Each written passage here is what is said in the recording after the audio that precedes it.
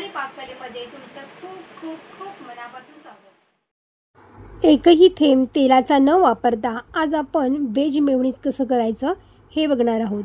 हे मेयोनीज तुम्ही जर घरी केलत ना तर बाहेरून विकत आणायचं विसरून जाल, इतकं हे टेस्टी तयार होतं।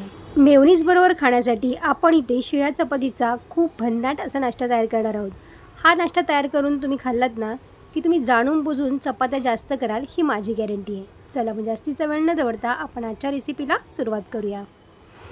मेयोनीज तयार करण्यासाठी इथे मी 2 तासापूर्वी बदाम आणि काजू भिजवून ठेवले होते।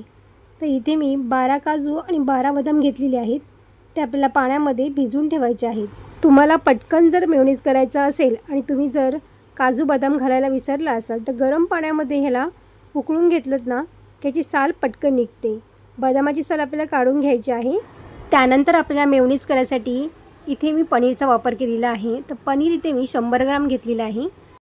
मेयोनीजची टेस्ट छान वाढण्यासाठी इथे मी लसूण घेतलेली आहे, 1 पाकळी लसूण घ्यायची आहे। त्याचबरोबर इथे मी 3 काळी मिरी घातलेली आहे। मेयोनीज हे थोडंसं सॉल्टी असतं, त्यासाठी आपल्याला थोडंसं याच्यामध्ये मीठ घालायचं आहे। साधारण 1 चमचाभर आपल्याला याच्यामध्ये मध घालायचं आहे। अर्धी वाटी आपल्याला याच्यामध्ये दूध घालायचं आहे।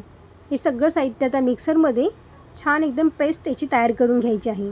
तर ती तुम्ही बघू शकताय बघा, मस्त एकदम याची पेस्ट इथे तयार झालेली आहे। सुरुवातीला हे जरी पातळ जरी वाटत असेल ना हे मेयोनीज, तरी नंतर ते खूप घट्ट होत जातं। अगदी मार्केटमध्ये मिळताना मेयोनीज तसंच हे मेयोनीज तयार होतं। तर हे मेयोनीज आता आपण काढून घेऊया। तर इथे आपण मेयोनीज करण्यासाठी अजिबात ही तेलाचा वापर केलेला नाही आहे आणि मस्तपैकी घरामध्ये हे हेल्दी असं मेयोनीज तयार केलेलं आहे, जे लहान मुलांना तुम्ही बिंदास देऊ शकता आणि कितीही खाल्लं तरी ते पौष्टिक आहे। त्यानंतर आता आपण नाश्ता तयार करायला घेऊया। तर नाश्त्यासाठी इथे मी भाज्या काही कापून घेतलेल्या आहेत। तर इथे कांदा घेतलेला आहे, गाजर घेतलेला आहे, शिमला मिरची घेतलेली आहे, टोमॅटो घेतलेला आहे आणि पनीरचे बारीक तुकडे करून घेतलेले आहेत। तर भाज्या तुम्ही इथे कमी जास्त करू शकता। यामध्ये तुम्ही तुमच्या आवडीच्या भाज्यासुद्धा इथे घालू शकता। जी मुलं तुमच्या भाज्या खात नसतील ती तुम्ही याच्यामध्ये बारीक करून घातल्यात ना, मुलं अगदी आवडीने खातील, त्यांना कळूनसुद्धा येत नाही। त्याचबरोबर इथे फ्लेवरसाठी पिझ्झा मिक्स घातलेला आहे। तुम्ही ऑर्गॅनो जरी घातलात ना तरी चालेल, पिझ्झा मिक्स नसेल तर ऑर्गॅनो घातलात तरीही चालेल। चिली फ्लेक्स घेतलेला आहे आपण। त्यानंतर आपण याच्यामध्ये थोडंसं मीठ घालायचं आहे, कारण की मेयोनीजमध्ये सुद्धा आपण मीठ घातलेलं आहे।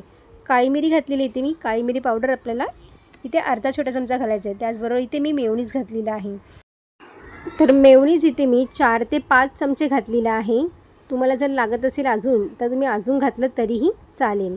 आणि त्यानंतर इथे मी टोमॅटो केचप घातलेला आहे। टोमॅटो केचप आणि मेयोनीज, त्यामुळे चव मात्र ह्या नाश्त्याला अफलातून तयार होते। खरंच एकदा तरी हा नाश्त्याला तुम्ही नक्की करून बघा।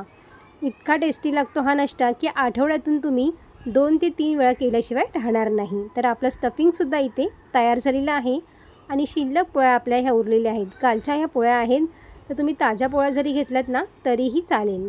तर शिल्लक पोळ्यापासून आपण हा नाश्ता आज तयार करणार आहोत। चपातीला आपण मेयोनीज लावून घ्यायचं आहे, सगळ्या बाजूने आपल्याला मेयोनीज लावायचं आहे। आणि तुम्ही बघू शकता आहे बघा, आपलं मेयोनीज जे आहे ना ते किती घट्ट झालेलं आहे। अजून थोड्या वेळानंतर अजून ते घट्ट होत जातं। फ्रीजमध्ये ठेवल्यानंतर मेयोनीज अजून ते घट्ट होत जातं। आता स्टफिंग तुमच्या आवडीप्रमाणे तुम्ही ते कमी जास्त करू शकताय बघा।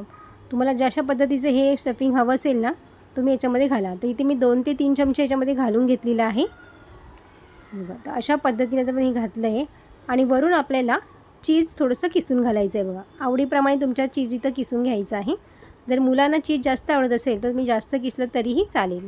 तर ही चपाती अशी फोल्ड करायची आहे आणि अशाच पद्धतीने आपण उरलेल्या चपात्यासुद्धा इथे करून घेणार आहोत। असा हेल्दी नाश्ता मुलांना जर करून दिलात ना तर दुसऱ्या वेळेला ते नक्कीच करायला सांगणार तुम्हाला। तर अशा पद्धतीने हे सगळं मी करून घेतलेले आहे। आता आपल्याला शेलो फ्राय करून घ्यायचं। तर इथे मी 1च चमचा बटर घातलेला आहे। बटर किंवा तूप तुम्ही काही घालू शकता किंवा तेल जरी वापरलं तरीही चालेल, पण बटर घातल्यामुळे हा नाश्ता आणखीन छान चवदार लागतो। गॅस आपल्याला एकदम स्लो ठेवायचा आहे आणि स्लो गॅसवरतीच आपला हा नाश्ता क्रिस्पी होईपर्यंत आपल्याला हा करून घ्यायचा आहे। तर दुसरी बाजू आपण आता पलटी करून घेऊया आणि तुम्ही बघू शकता काय सुरेख कलर आलेला आहे बघा आणि मस्त एकदम क्रिस्पी झालेला आहे। तर दोन्ही बाजूनीसुद्धा आपल्याला हा नाश्ता एकदम कुरकुरीत होईपर्यंत हा करून घ्यायचा आहे। तर आपलं बघू शकता बघा, हा नाश्ता आता इथे तयार झालेला आहे बघा. दोन्ही साईडून छान शेकला आहे आणि छान असा कुरकुरीत झालेला आहे बघा. नाश्ता आपल्या खाण्यासाठी इथे तयार झालेला आहे. वरून मी थोडंसं चीज किसून घातलेलं आहे, त्यामुळे दिसायलासुद्धा हा नाश्ता छान दिसतो आणि मुलं अगदी आवडीने या नाश्त्याला खातात बघा.